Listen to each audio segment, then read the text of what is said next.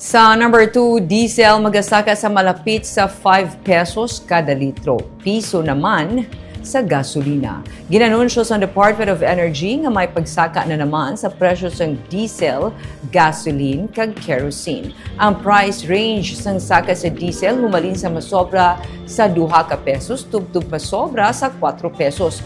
Pero may mga petroleum companies na nga nag-anunsyo nga masobra sa 4 pesos ang isaka sa kada litro sa buwas Martes, July 14.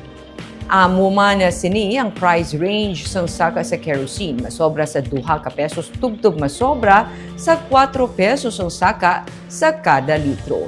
Pero sa gasolina naman, piso ang rollback o kung piso ang saka.